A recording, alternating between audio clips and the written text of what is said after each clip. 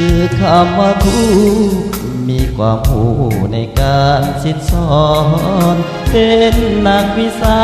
วกรหล่อล้อมแห่งดวงวิญญาณผู้สอนนักเสียใจภาคเปลี่ยนหาเมียนเขียนอ่านเพื่ออาณาคตลูกหลานผลผ่านโมจา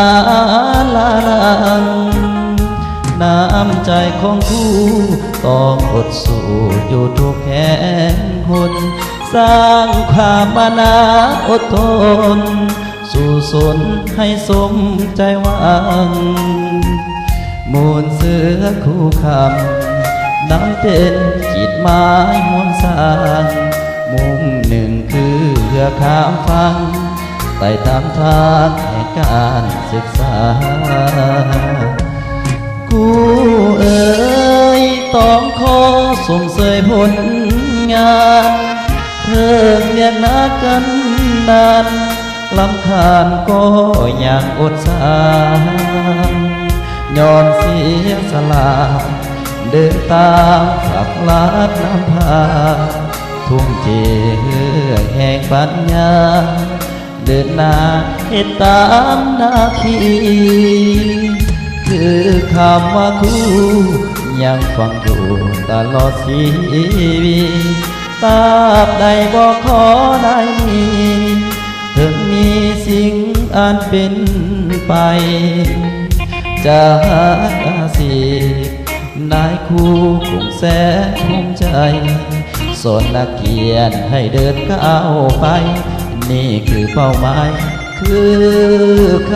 ำว่าคู่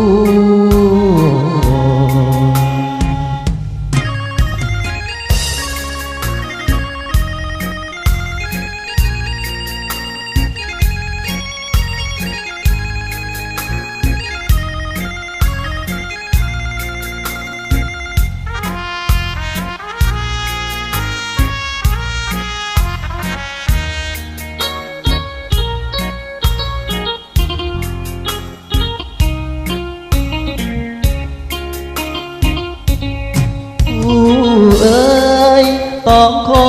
ส่งเสยผลงานเธอเวียนนักกัน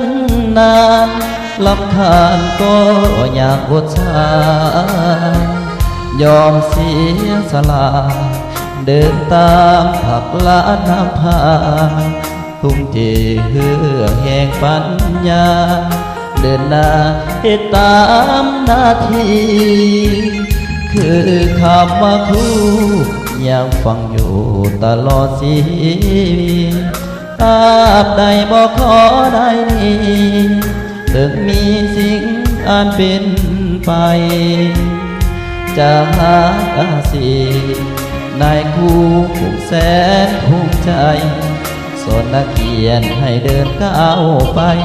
นี่คือความหมายคือคำว่าคู่